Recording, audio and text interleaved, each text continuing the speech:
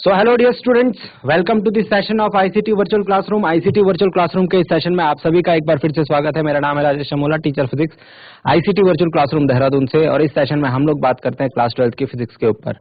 Class 12 physics, class 12 के आपके board exams जो है बहुत जल्द ही होने वाले हैं। आई थिंक कि आपके पास 1 से 1.5 महीने का टाइम जो है वो मैक्सिमम बचा हुआ है। तो इस टाइम पर हम क्या करें? इस टाइम पर हम क्या सिलेबस कंप्लीट करें या फिर जो अपने एग्जाम की तैयारी है उसको और मजबूती से करें। सो आई वांट कि आप सब अभी की जो अब टाइम बचा है उसमें अपनी प्रिपरेशन को और मजबूत करें। जितना कुछ आपने पढ़ा है उसको और क्लियर करें और प्रीवियस ईयर पेपर्स को जरूर सॉल्व करें। प्रीवियस ईयर पेपर्स को जरूर सॉल्व करें। तो आज की क्लास में ज्यादा टाइम वेस्ट नहीं करेंगे आपका, सीधे चलते हैं स्मार्ट बोर्ड की स्क्रीन पर और एक कॉन्सेप्ट को लेंगे। उस कॉन्सेप्ट से रिलेटेड जो भी बातें हैं, ठीक है, जो भी इंपॉर्टेंट चीजें हैं वो बताऊंगा आपको और उस पर बेस्ड न्यूमेरिकल्स आपको करवाऊंगा। तो चलिए अपना ध्यान स्क्रीन पर बनाकर रखना, क्योंकि जो भी चीज यहाँ पर बताई जाएगी वो इंपॉर्टेंट रहेगी आपके बोर्ड एग्जाम के पॉइंट ऑफ व्यू से। चलते हैं स्मार्ट बोर्ड की स्क्रीन पर। चलिए, so first of all dear students, हम लोग जिस टॉपिक के ऊपर आज बात करने वाले हैं वो है electric charge and field. Electric charges and field, electric charges and fields, यानी कि विद्युत आवेश एवं विद्युत क्षेत्र। विद्युत आवेश और विद्युत क्षेत्र जब आपने चैप्टर पढ़ा होगा, है ना, तो इसमें स्टार्टिंग में, सबसे स्टार्टिंग में एक कॉन्सेप्ट था। देखो, जिसने पढ़ा होगा वो तो ठीक बात है, अगर नहीं पढ़ा तो कोई दिक्कत नहीं। यहां पर मैं स्टार्टिंग से लेकर लास्ट तक सारी चीजें समझाने वाला हूं, ठीक है। और लास्ट में आप लोग न्यूमेरिकल्स खुद से कर पाएंगे, इस एबल आप बन जाएंगे। तो बस ध्यान से सुनो और चीजें आपको समझ में आने लगेंगी। विद्युत आवेश एवं विद्युत क्षेत्र में हमसे एक बात कही गई कि दो आवेश हैं, या दो बिंदु आवेश कह लीजिए इन्हें, ठीक है। एक है धन आवेश और एक है ऋण आवेश, ठीक है। एक है धन आवेश और एक है ऋण आवेश, ठीक। धन ऋण आप कह सकते हैं, नहीं भी कह सकते हैं। मैं जस्ट आपको समझाने के लिए धन ऋण बता रहा हूं, ठीक है। तो सपोज बात करते हैं कि एक दो आवेश है। अब ये हमें इसके बारे में लास्ट में बात करेंगे, धन आवेश है ऋण आवेश, ठीक है।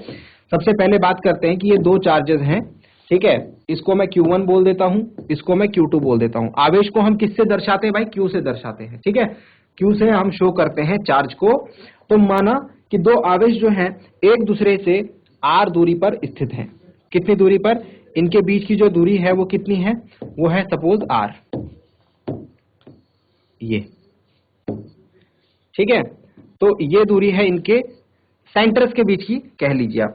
अभी इसको याद करने का एक बहुत ही स्मार्ट तरीका भी बताऊंगा आपको, पहले इसको समझ लीजिए, ठीक है। तो इनके बीच में कुछ ना कुछ बल लगेगा। अब ये बल आपको कैसे पता कि लगेगा ही लगेगा या नहीं लगेगा, है ना सर? हमें ही बताओ कि क्यों लगेगा बल। तो याद कीजिए, अगर मैं आपसे पूछूं कि एक धन आवेश है और एक धन आवेश है, इसके बीच में आप जानते हैं क्या होता है? प्रतिकर्षण। क्या होता है भाई? रिपल्शन, है ना, हम जानते हैं। और एक चीज मैंने आपको ये भी बताई होगी कि या फिर आपको पता होगी कि नेगेटिव और एक पॉजिटिव चार्ज है, तो ये इनके बीच में क्या होता है भाई? इनके बीच में होता है आकर्षण। मतलब कि अगर दो समान आवेश है उनके बीच में होता है प्रतिकर्षण, और अगर दो विपरीत आवेश हैं तो उनके बीच में होता है आकर्षण। ये बात समझ में आ गई? अब ये प्रतिकर्षण और आकर्षण क्या है? यही तो बल है, यही तो फोर्स है भाई। तुम किसी चीज को खींचते हो या धकेलते हो, पुश और पुल, वही तो फोर्स होता है, उसी को तो फोर्स कहते हैं। तो यहाँ पर प्रतिकर्षण हो रहा है मतलब पुश कर रहे हैं एक दूसरे को, और यहाँ पर आकर्षण हो रहा है मतलब पुल कर रहे हैं, खींच रहे हैं।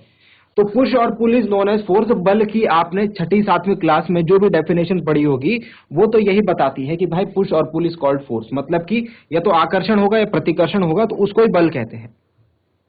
तो इस केस में अगर दो आवेश एक दूसरे से कुछ दूरी पर लगे होंगे, या तो वो एक दूसरे को आकर्षित करेंगे या तो वो एक दूसरे को प्रतिकर्षित करेंगे। और ये पता कैसे चलेगा? उन आवेशों की प्रकृति के, मतलब जब आपको बताएं भाई ये पॉजिटिव है, ये नेगेटिव है, ये नेगेटिव है, ये पॉजिटिव है, तो वो बात मैंने करी नहीं अभी, ठीक है। मैं इन जनरल टर्म्स बता रहा हूं। यदि दो आवेश एक दूसरे से कुछ दूरी पर स्थित होते हैं तो उनके बीच में बल लगता है, ये बात हमें कंफर्म हो गई, ठीक है। और ये बल कैसे निकालते हैं? तो इस बल को ज्ञात किया था कूलाम ने, और इसको हम कहते हैं कूलाम का नियम, जो कि आपने इस चैप्टर में सबसे पहली इंपॉर्टेंट चीज पढ़ी होगी। बहुत सारी इंपॉर्टेंट चीज पढ़ी होगी। यहाँ पर आपने आवेश के बारे में पढ़ा होगा, मैं उसको स्किप कर रहा हूँ, ठीक है। आवेश के गुण जो भी है, किस तरीके से जोड़ा घटाया जा सकता है, वो सारी चीजें मैं स्किप कर रहा हूं एक ऐसे पॉइंट पर जो कि इंपॉर्टेंट है आपके एग्जाम के पॉइंट ऑफ व्यू से, ठीक है। तो चलिए, कूलाम के नियम में क्या बोला कि अगर दो आवेश एक दूसरे से इस प्रकार से रखे होंगे तो उनके बीच लगता हुआ स्थिर वैद्युत बल, क्या बोला मैंने, दोबारा से ध्यान देंगे, उनके बीच लगता हुआ स्थिर वैद्युत बल, इलेक्ट्रोस्टैटिक फोर्स, जो है उन दोनों आवेशों के परिमाण के गुणनफल, एक का आवेश Q1, एक का आवेश Q1 है, एक का आवेश Q2 है, तो उनका परिमाण Q1 Q2 है और उनका गुणनफल क्या हो जाएगा, Q1 इंटू Q2। इसको मैं ऐसे लिख सकता हूं, गुणनफल के अनुक्रमानुपाती होता है। देख रहे हैं आप, अनुक्रमानुपाती मतलब सीधे सीधे लिखा हुआ, और उनके बीच की दूरी क्या है भाई, R है। देखो यहां पर इनके बीच की दूरी क्या है, R है। इसके वर्ग के व्युत्क्रमानुपाती होता है। बात समझ में आ गई। कूलाम के नियम में एक बात इन्होंने स्पष्ट तरीके से ये बताई कि भाई दो आवेश हैं, चलो ये बात तो आप जानते हैं, सजातीय आवेशों के बीच में प्रतिकर्षण एवं विजातीय आवेशों के बीच में आकर्षण होता है। यानी कि एक बात तो कंफर्म है कि दो आवेशों के बीच में बल तो लगता है, ठीक है। और ये बल किसने बताया भाई, कूलाम नियम से हमको पता चला। और कूलाम नियम से आपको ये चीज ध्यान कैसे रखनी है मैं आपको बताता हूं। आपने डियर स्टूडेंट्स क्लास 10th में एक चैप्टर पढ़ा था, बताओ, ग्रेविटेशन पढ़ा था नहीं पढ़ा था, गुरुत्वाकर्षण पढ़ा था नहीं पढ़ा था। गुरुत्वाकर्षण में आपने क्या ये फॉर्मूला पढ़ा था, F अनुक्रमानुपाती m1 m2 upon r square. तो ऐसा ही तो ये फॉर्मूला है, ऐसा ही तो ये फॉर्मूला है। यहां पर जिस F की बात हो रही है, यानी जिस बल की बात हो रही है, वो गुरुत्वाकर्षण बल है, ग्रेविटेशनल फोर्स है Fg, और यहां पर जिस बल की बात हो रही है वो स्थिर वैद्युत बल है, इलेक्ट्रोस्टैटिक फोर्स E। देखो इन दोनों के बीच में भी आपको इस चैप्टर में क्वेश्चंस देखने को मिलते हैं, ठीक है, मैं करवाऊंगा क्वेश्चंस, इसीलिए ग्रेविटेशनल फोर्स को मैं यहां पर आपको इंट्रोड्यूस कर रहा हूं। इसके साथ साथ मैं इंट्रोड्यूस क्यों कर रहा हूं, क्योंकि ये आपको समझने में हेल्प करेगा स्थिर वैद्युत बल को, क्योंकि आवेशों को तो आप देख नहीं सकते ना, बहुत छोटे होते हैं, लेकिन आप ये गुरुत्वाकर्षण बल को समझ सकते हैं, आपने इसको महसूस करा है। दो द्रव्यमान ले लेता हूं मैं, m1 m2। अब ये m1 आप कह लीजिए कि ये m1 आप हो और ये m2 पृथ्वी है, अर्थ है, समझ लीजिए इस बात को, ये m1 आप हो और ये m2 कौन है, पृथ्वी है, अर्थ है। ये m1 आप हो, या फिर आपसे भी अच्छा मैं इसको m1 को सूर्य कह देता हूं, सूरज है, और ये m2 जो है ये पृथ्वी है, ठीक है ना। अब m1 m2 के बीच की कुछ दूरी होगी, पृथ्वी और सूरज के बीच की कुछ दूरी होगी, उसको मैं r कह लेता हूं। तो आप जानते हैं कि सूरज जो है, आप ये बात तो जानते हैं कि सूरज जो है पृथ्वी को अपनी तरफ खींच रहा है, यानी आकर्षित कर रहा है ना। और ये आकर्षण का जो बल है यही गुरुत्वाकर्षण बल है भाई, समझ रहे हो बात को। तो ये बल को आपने एक्सपीरियंस करा है। आपने अगर ये बल एक्सपीरियंस नहीं करा है तो आप यहाँ सूरज की जगह पे खुद को रख लो और पृथ्वी को रख लो, तो आपके और पृथ्वी के बीच में तो आपने आकर्षण बल महसूस करा है ना। जरा उछलो, अपनी सीट से उछलने की कोशिश करो, आप वापस पृथ्वी पर आ जाओगे, है ना। आप अगर किसी हाइट से गिरो तो पृथ्वी पर गिरोगे, मतलब पृथ्वी क्या कर रही है, आपको अपनी तरफ आकर्षित कर रही है, अट्रैक्ट कर रही है, और अट्रैक्शन का फोर्स ही आपके और पृथ्वी के बीच में ग्रेविटेशनल फोर्स काम कर रहा है। तो डियर स्टूडेंट्स, मैं आपको बताना चाह रहा हूं, यहां पर जैसे गुरुत्वाकर्षण बल में आप और पृथ्वी का जो द्रव्यमान m1 m2 है, ठीक उसी प्रकार से जो इलेक्ट्रोस्टैटिक फोर्स है, स्थिर वैद्युत बल है, उसमें आवेश Q1 और Q2 है। एक अंतर ध्यान रखना, ये तो सिमिलैरिटी हो गई, एक अंतर ध्यान रखना, जो गुरुत्वाकर्षण बल होता है उसका नाम क्या है भाई, गुरुत्व आकर्षण, है ना। गुरुत्व आकर्षण मतलब कि ये हमेशा जो है आकर्षण का बल रहता है, ठीक है। और जबकि इधर देखो हमने क्या बात करी है, ये आकर्षण का बल भी हो सकता है, प्रतिकर्षण का बल भी हो सकता है, यानी फोर्स ऑफ अट्रैक्शन भी हो सकता है, फोर्स ऑफ रिपल्शन भी हो सकता है। ठीक हो गया, इतनी बात समझ में आ गई हो तो जरा एक बार बता दें, यहां तक समझ में आ गया हो तो एक बार बता दें, ठीक है। चलिए, तो अब अपना डिस्कशन जो है वो सिर्फ और सिर्फ कूलाम के नियम पर आधारित रखेंगे, कूलाम के नियम को फॉलो करेंगे। तो चलो अभी हमने क्या देखा, अभी हमने ये देखा, नोट डाउन साथ साथ करते रहें, ठीक है, क्योंकि ये रिवीजन चल रहा है आपका। क्या चल रहा है? रिवीजन चल रहा है। तो इसमें जो जो चीजें आपको लगती है इंपॉर्टेंट है, ठीक है, उनको आप नोट डाउन करते रहें, ठीक। चलिए इसके बाद हम क्या करते हैं, आप जानते हैं, जब जब ये अनुक्रमानुपाती का चिन्ह होता है किसी रिलेशन में, तो हम इसको हटाते हैं और एक नियतांक को इंट्रोड्यूस करवाते हैं, एक कांस्टेंट को इंट्रोड्यूस करवाते हैं, ठीक है। यहां पर ये नियतांक आता है k, और इस k को, जहां k क्या है, जहां k क्या है, एक नियतांक है, एक कांस्टेंट है, और इस कांस्टेंट की क्या वैल्यू होती है, इस कांस्टेंट की वैल्यू होती है k is equal to 1/4 pi epsilon, 1/4 pi epsilon, ठीक है। ये जो एप्सिलॉन है, यहां पर आप देख रहे हैं 1 नियतांक, 4 नियतांक, पाई नियतांक है ना, पाई की वैल्यू 3.14 आप जानते हैं। जो एप्सिलॉन है, ये इसको लिख लेते हैं, जहां जो ये एप्सिलॉन है, इस एप्सिलॉन को हम कहते हैं परमिटिविटी ऑफ मीडियम,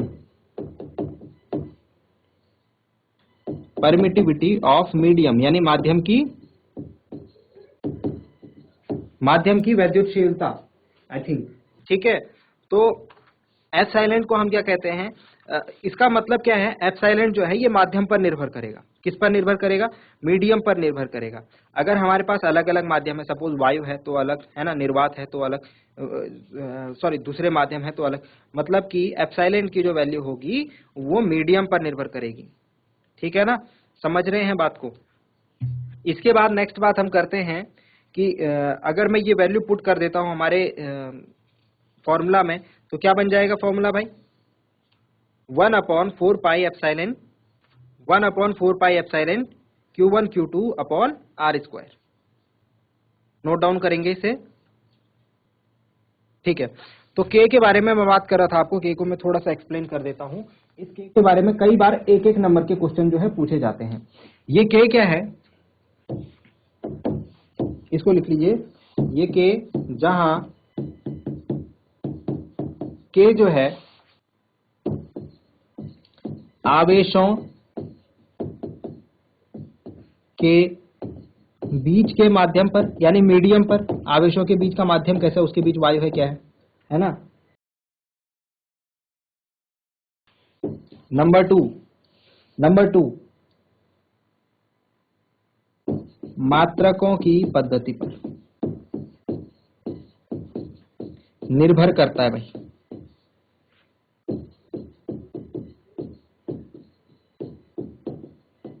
अगर आपने माध्यम चेंज कर दिया, मीडियम चेंज कर दिया दोनों आवेशों के बीच का, तो K की वैल्यू चेंज हो जाएगी। अगर आपने मात्रकों की पद्धति, मतलब CGS में आपने मात्रक ले रखे हैं, आपने उसको SI पद्धति में कर दिया तो चेंज हो जाएगा, ठीक है। मतलब CGS में इस K का मान कुछ अलग होगा और SI में इस K का मान कुछ अलग होगा, ठीक है। तो इसका जो मान होता है, मैंने आपको बताया, वो क्या होता है, 1/4 पाई एप्सिलॉन, ठीक है। एप्सिलॉन को हम क्या कहते हैं, परमिटिविटी मतलब वैद्युतशीलता, माध्यम की वैद्युतशीलता। और देखो ये नियतांक जो होते हैं ना, इन पर क्वेश्चंस जो है बहुत सारे बनते हैं। तो इससे रिलेटेड मैं सारी चीजें आपको यहीं पर बता दे रहा हूं, ताकि आगे चल के हमको इसको दोबारा से पढ़ना ना पड़े, है ना। तो परमिटिविटी K को हमने, एप्सिलॉन को हमने बोल दिया परमिटिविटी ऑफ मीडियम, ठीक है। और निर्वात के लिए, निर्वात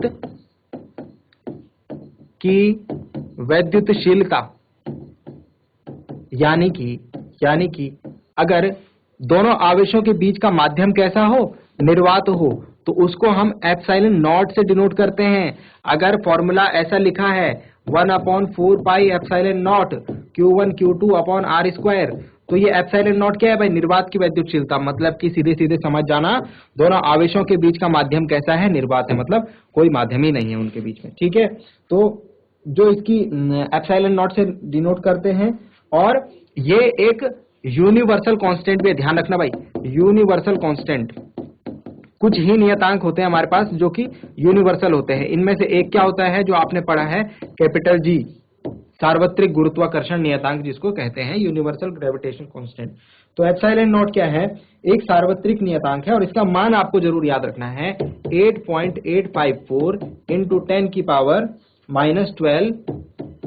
वैल्यू तो याद रखनी है, साथ ही साथ इसका मात्रक भी याद रखना है। देखो जो चीजें याद रखनी है मैं सीधे आपको बता रहा हूं, ये याद रखना है, जो समझनी है वो समझनी है, तो ये याद रखना है आपको, इसमें कोई दूसरा काम आप नहीं कर सकते। कूलाम स्क्वायर प्रति न्यूटन मीटर स्क्वायर, या फिर मैं इसके मात्रक को ऐसे भी लिख सकता हूं, coulomb square newton inverse metre -2।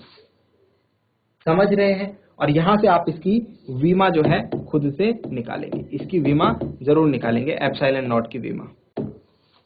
समझ में आ गया? एप्सिलॉन नॉट की विमा आप यहां से निकालेंगे।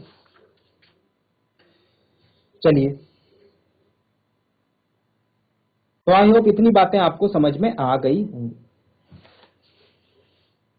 इसे नोट डाउन जरूर कर लें, इसे नोट डाउन जरूर कर लें। फिर इसके बाद एक दो इंपॉर्टेंट चीजें और बता रहा हूं आपको। ठीक है, चलिए अब कुछ इंपॉर्टेंट चीजें, कुछ छोटी छोटी मगर काम की बातें। काम की बात क्या है कि अगर कोई अन्य माध्यम हो, एप्सिलॉन नॉट किसके लिए लिखा था? निर्वात के लिए। कोई अन्य माध्यम हो, उसके लिए उसकी जो वैद्युतशीलता होती है वो हमेशा बड़ी होती है निर्वात की वैद्युतशीलता से। क्या बोला? किसी अन्य माध्यम की वैद्युतशीलता निर्वात की वैद्युतशीलता से हमेशा बड़ी होती है। ठीक है, उसका मान जो है वो हमेशा बड़ा होता है। समझ रहे हो इस बात का मतलब? और दो आवेशों के बीच में लगता हुआ बल कौन से माध्यम में सर्वाधिक होता है? मतलब दो आवेश हम रखेंगे, लगता हुआ सर्वाधिक बल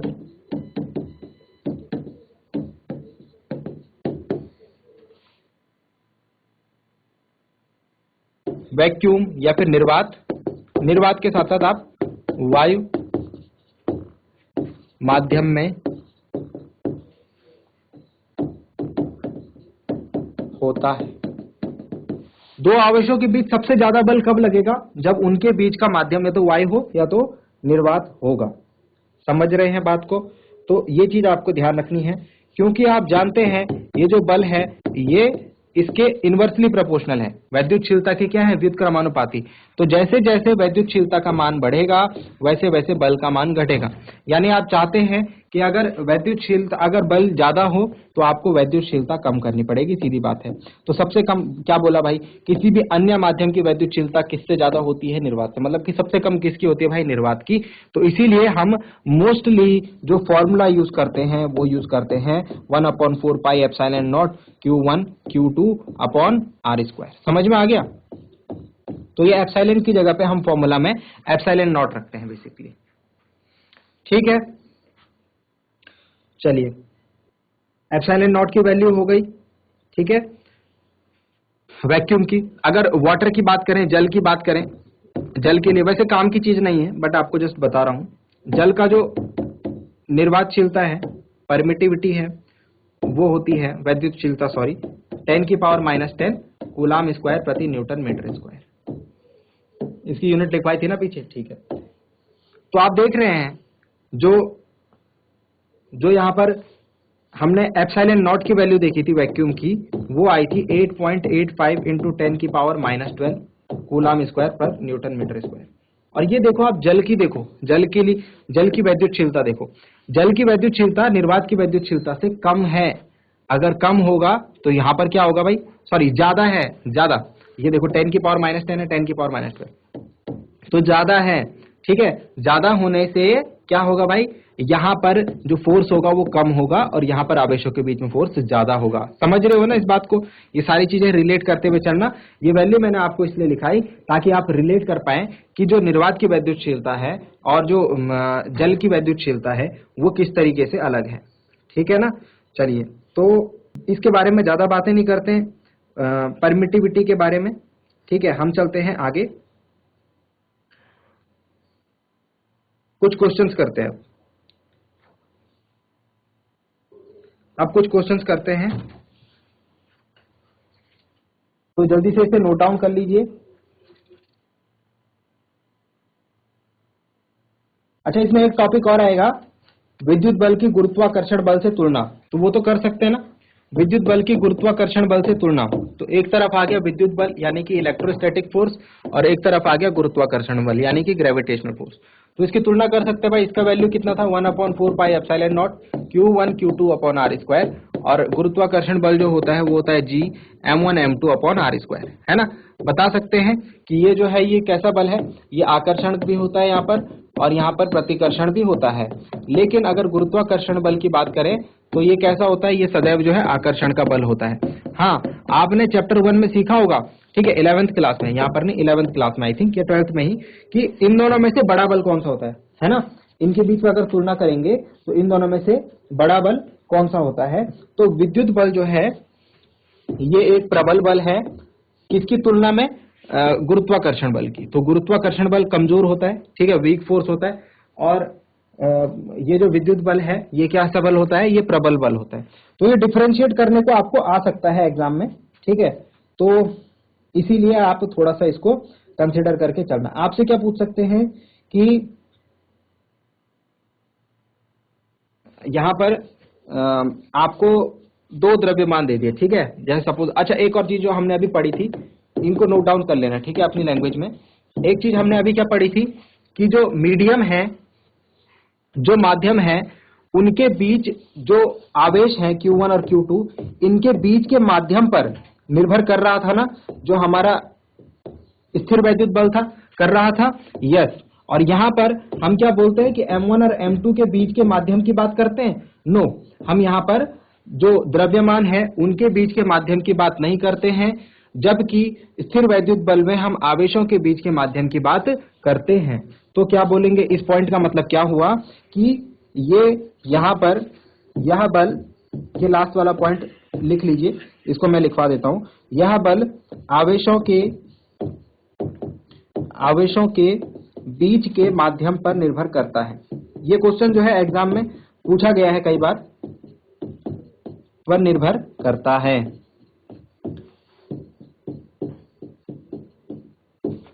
ठीक है। और यह बल जो है, यहां पर क्या रहते हैं, यहां पर आवेश थोड़ा होता है, यहां पर द्रव्यमान होता है, तो यहां पर यह बल द्रव्यमानों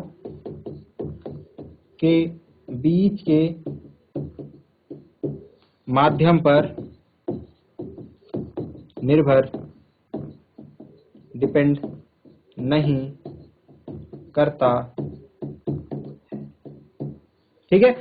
दो द्रव्यमानों के बीच का माध्यम चाहे कुछ भी हो, दो द्रव्यमानों के बीच का माध्यम चाहे कुछ भी हो, उनके बीच में निर्वात हो, है ना, उनके बीच में वायु हो, उनके बीच में जल हो, उनके बीच जो लगता हुआ गुरुत्वाकर्षण बल है, ग्रेविटेशन फोर्स है, उसकी वैल्यू में कोई फर्क नहीं पड़ता, जबकि यहां पर पड़ता है। ये बात समझ में आ गई। तो ये कुछ तुलना है, आपसे पूछे जाएंगे, इस पर आधारित एक एक नंबर के क्वेश्चन भी पूछे जा सकते हैं, ठीक है। और डायरेक्ट ये क्वेश्चन भी आ सकता है कि गुरुत्वाकर्षण बल और स्थिर वैद्युत बल के बीच में तुलना करो, डिफरेंस करो, ठीक है। नोट डाउन कर लीजिए इसे जरा जल्दी से, फिर हम कुछ न्यूमेरिकल्स कर रहे हैं, कुछ न्यूमेरिकल क्वेश्चंस कर रहे हैं।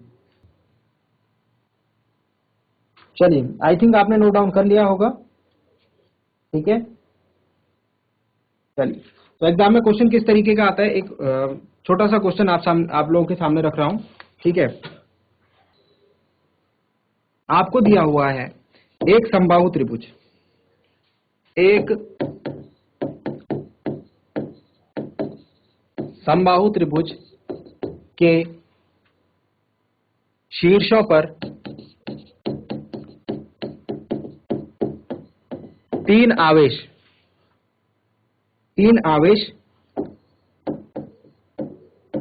Q1, Q2 व Q3 रखे हैं, Q1, Q2 व Q3 रखे हैं, ठीक है। क्वेश्चन को जरा ध्यान से समझना तो कर पाओगे। त्रिभुज के केंद्र पर स्थित आवेश Q0 पर बल कितना है, त्रिभुज के केंद्र पर स्थित आवेश Q0 पर बल कितना, ठीक है। देखो यहां पर मैंने आपसे दिशा के बारे में जो डिस्कशन करा था वो ये करा कि जब हम इसको क्वेश्चन में डिस्कस करेंगे, इस चीज को हम क्वेश्चन में डिस्कस करेंगे, तो ज्यादा आपको इसमें डाउट नहीं लेने हैं। दिशा जो है दिशा, डायरेक्शन जो है वो हम क्वेश्चन में डिस्कस करेंगे प्रश्नानुसार। ठीक है, प्रश्नानुसार बहुत इजी है, इसीलिए यहां पर इसको याद ना करें। आप जानते हैं कि दो आवेशों के बीच में आकर्षण भी हो सकता है, प्रतिकर्षण भी हो सकता है। तो चलो इस क्वेश्चन के हिसाब से हम देखते हैं कि क्या दिशा रहेगी बल की। आप जानते हैं ना, बल तो सदिश राशि है, सदिश राशि मतलब उसकी कुछ दिशा भी रहेगी, है ना। तो उसके बारे में भी अब यहां पर बात करेंगे। चलिए सॉल्यूशन देखते हैं इसका। सॉल्यूशन में देखिए 3 आवेश रखे हैं Q1, Q2 और Q3, Q1, Q2 और Q3, सॉरी।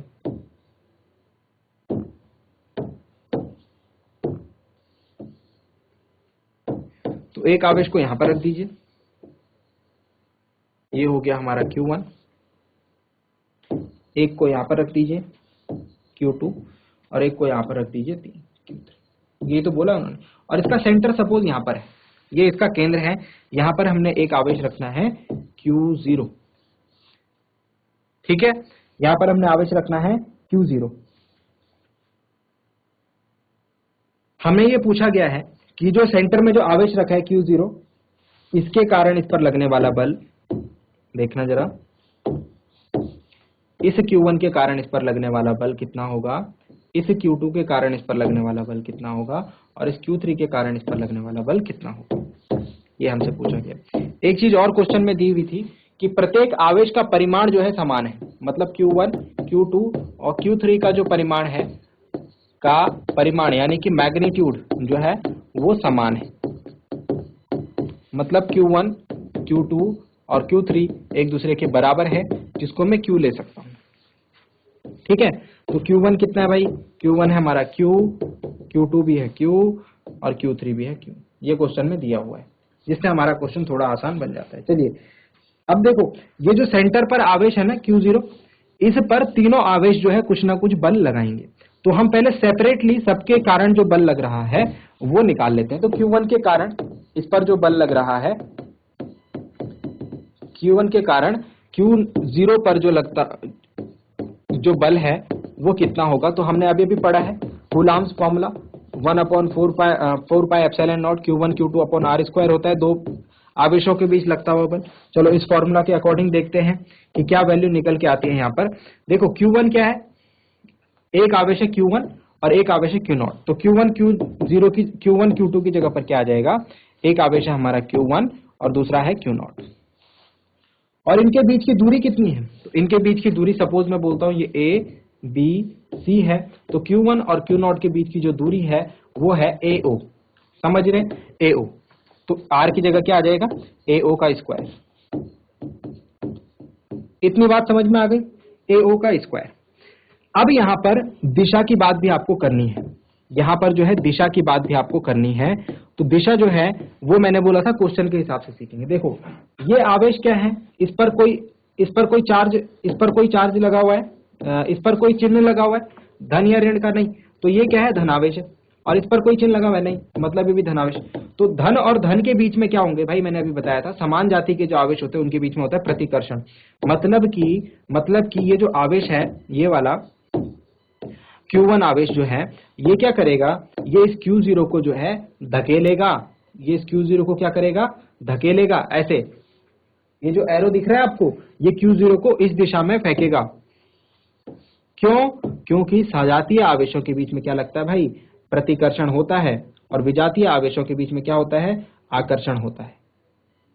तो Q1 और Q0 की प्रकृति समान है, तो ये दूर जाएगा। दिशा क्या हो जाएगी, AO की AO के अनुदिश। ये बात समझे आप, ये दिशा मैंने इसीलिए आपको वहां पर नहीं लिखाई, ठीक है, क्योंकि आपको क्वेश्चन के हिसाब से, क्योंकि ये आवेश भी जो है धनावेश है, ये भी धनावेश है, तो दोनों एक दूसरे को क्या करेंगे भाई, प्रतिकर्षित करेंगे। ये इधर की तरफ थोड़ा जाएगा, ये इससे दूर की तरफ जाएगा।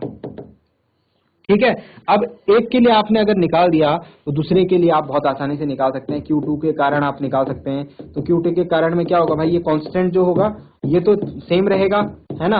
और यहाँ पर क्या आ जाएगा, Q1 Q0 था तो Q2 Q0 आ जाएगा, और Q2 और Q0 के बीच की जो दूरी है वो है BO, तो AO स्क्वायर की जगह क्या आ जाएगा, BO स्क्वायर। दिशा की बात करें तो दोनों के दोनों यहाँ पर ये भी समान है, सेम चीज रहेगा। तो यहाँ पर क्या होगा, यहाँ पर भी जो वही होगा जो कि AO के ये Q1 और Q0 के केस में हुआ था, यहाँ पर भी आवेश को थोड़ा दूर की तरफ जो है वो धकेलेगा।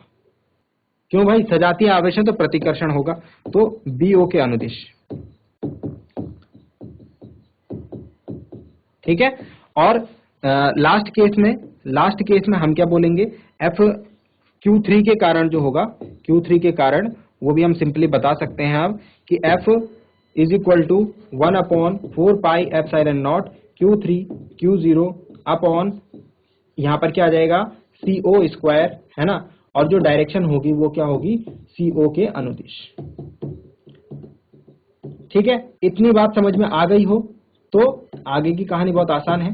ठीक है, आगे की कहानी हम लोग इजीली इसके बाद कंसीडर कर सकते हैं। तो ये डायरेक्शन मैंने आपको बता दी। अगर मैं इसको F1, इसको F2 और इसको F3 बोलूं तो F1 F2 F3 की डायरेक्शन हमने यहाँ लिखी हुई है। ये हमारी F1 की दिशा है, ये हमारी F2 की दिशा है और ये हमारी F3 की दिशा है। तो इस आवेश Q0 पर 3 बल लग रहे हैं यहाँ पर, F1 F2 और F3। चलिए क्वेश्चन को कंप्लीट करेंगे नेक्स्ट क्लास में, बचे हुए क्वेश्चंस भी करेंगे कंप्लीट नेक्स्ट क्लास में। सो आई होप आपको जो बातें बताई गई हैं वो समझ में आई होंगी, इंटरेस्टिंग लगी होंगी और आपने ध्यान दिया होगा। अगली क्लास में मिलते हैं एक नए और इंटरेस्टिंग टॉपिक के साथ। क्लास से जुड़ने के लिए आप सभी का बहुत बहुत धन्यवाद। Thank you very much and have a nice day.